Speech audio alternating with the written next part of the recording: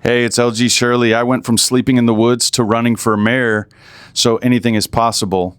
Your intuition is your North Star. That is because you really need to follow your intuition to realize what you're supposed to do with your life. Your intuition is the summation, it is all of everything you've learned put into your body, accessible in the blink of an eye as your instincts.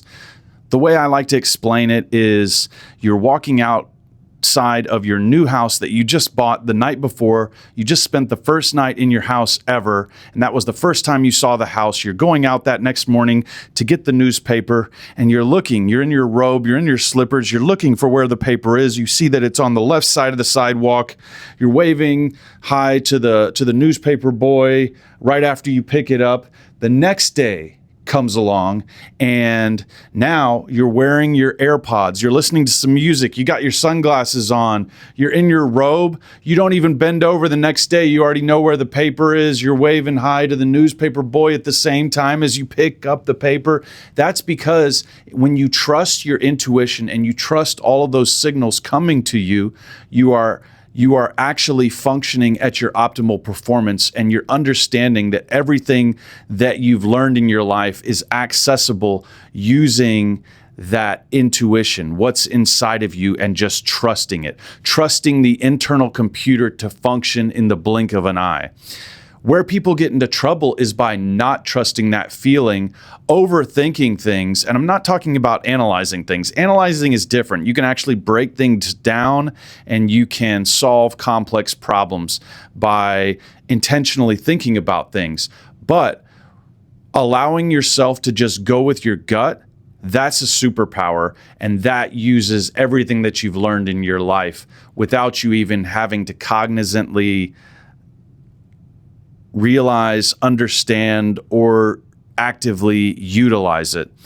So the way you can get into trouble, though, is by having traumas happen to you, especially traumas with your parents, traumas with other close family members or friends when you're younger, like under 20 years old, having unresolved traumas, basically things you resent other people for. Then later in life, those traumas sometimes will speak to you as just random thoughts going through your mind, and you might squash those thoughts and think, hey, I don't want to listen to that, or hey, I shouldn't be upset with that person, or hey, this isn't allowed. And often in life, you're just trying to drown out the noise of being insecure. And the reason you have to do that and are not able to listen to your intuition is because you stopped listening to your intuition. You should have been listening to your intuition all along. It is hard, but that's why I'm making this video, so you can learn how to do it. So you basically have to, one by one, listen to all those feelings if you're not able to run off your intuition, and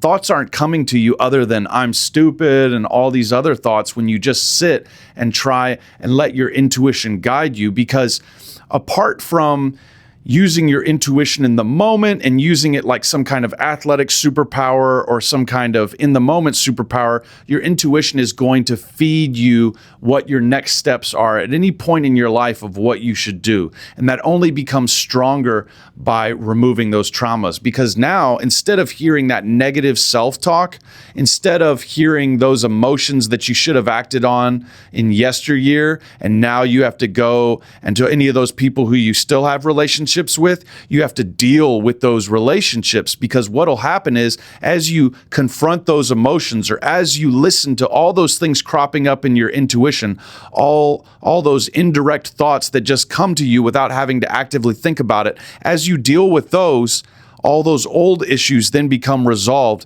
and now you just have the new issues coming to you. So what you then want to do is set some time aside for yourself to think about where you want to go in life. Write it down, write it over and over again what you want to do. And then your indirect thoughts, when you're not actively doing something, hey, I want to grab this pen. Grabbing that pen will be the only thing that's in your mind. But after you grab the pen and you're just sitting by yourself waiting to receive a thought, or you're just relaxing, thoughts will creep in, and those will be the thoughts that interact with what I call the whiteboard, which is what you set up while you were writing down where you wanted to be and what your goals are. Those indirect thoughts, your intuition will pump those into your brain, and those are what you need to do next. Congratulations, you're now functioning off of your intuition. Love it. Set big dreams for yourself. Have fun in your life. Do what you need to do. That's it. That's the video. I'll catch you in the next one. Mañana.